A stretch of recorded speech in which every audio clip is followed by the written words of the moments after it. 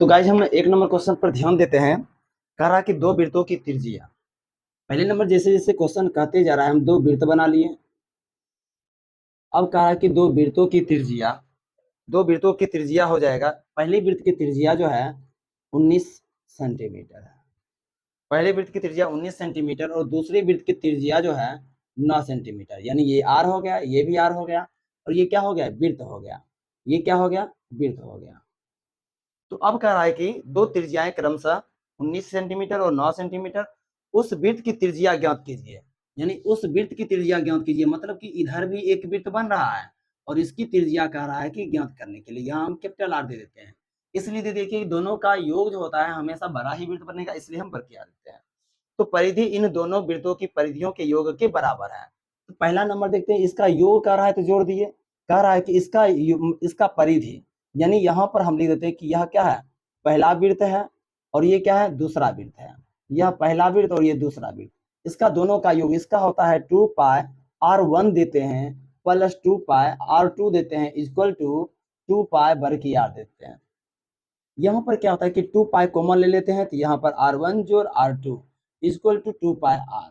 2 pi खत्म, r1 की जगह है 19 सेंटीमीटर और r2 का जगह है 9 सेंटीमीटर, यानी वर्ग की r हो जाएगा। इसको अगर हम ऐड करते हैं तो हो जाएगा 28 सेंटीमीटर r इक्वल टू, इसलिए यानी इसका r कितना हो जाएगा 20 सेंटीमीटर। तो आप लोग अच्छी तरह से समझ गए होंगे। तो नेक्स्ट क्वेश्चन हम 2 नंबर देखेंगे, उतार लीजिए। तो दोस्तों हम क्वेश्चन नंबर 2 लेके आए हैं। थोड़ा इस पर हम लोग ध्यान देते हैं कि 2 नंबर क्वेश्चन कह रहा है दो वृत्तों की त्रिज्या सेम टू सेम, इससे पहले जो 1 नंबर क्वेश्चन बनाया सेम टू सेम उसी तरह से दो वृत्तों की त्रिज्या। तो हम क्या करेंगे, दो वृत्त बना लिए। दो वृत्त कह रहा है तो दो वृत्त बना लिए। कह रहा है कि दो वृत्त बना लिए जिसकी त्रिज्या 8 सेंटीमीटर, इसकी दे देते हैं 8 सेंटीमीटर और इसका दे देते हैं हम 6 सेंटीमीटर। 6 सेंटीमीटर। अब कह रहा है उन वृत्तों की त्रिज्या ज्ञात कीजिए। अब कह रहा है कि उन वृत्तों की त्रिज्या ज्ञात कीजिए, जब भी बनेगा तो इससे बड़ा बन जाएगा। इसका दे देते हैं आर, ज्ञात करना है आर दे दिए, केंद्र ओ दे देते हैं। उसके बाद कह रहा है कि 8 सेंटीमीटर 6 सेंटीमीटर दिया गया। वृत्तों की त्रिज्या ज्ञात करें जिनके क्षेत्रफलों का योगफल दिया हुआ है। यानी इसका जो है योगफल दिया है, इसका क्षेत्रफल, यानी ये हो गया आपका पहला वृत्त। पहला वृत्त का क्षेत्रफल पाई r1 का स्क्वायर प्लस यहां हो जाएगा दूसरे वृत्त का क्षेत्रफल, ये हो जाएगा आपका पाई r2 का होल स्क्वायर। इसका हो जाएगा नया, यहां लिख देंगे नया वृत्त का क्षेत्रफल, क्या लिख देंगे, पाई r स्क्वायर।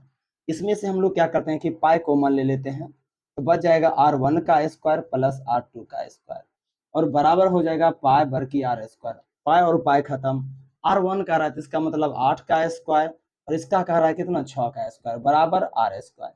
इसको जोड़ते हैं तो 64, इसको करते हैं वर्ग तो आ जाता है 36 बराबर r स्क्वायर। ऐड करते हैं तो 100 आ जाता है r स्क्वायर।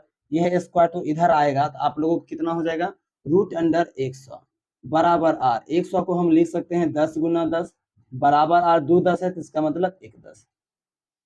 यानी नया त्रिज्या, नया वृत्त की त्रिज्या कितना हो जाएगा, नया वृत्त की त्रिज्या हो जाएगा 10 सेंटीमीटर। तो ये हो गया आपका 10 सेंटीमीटर। तो हम नेक्स्ट क्वेश्चन 3 देखते हैं थोड़ी देर में।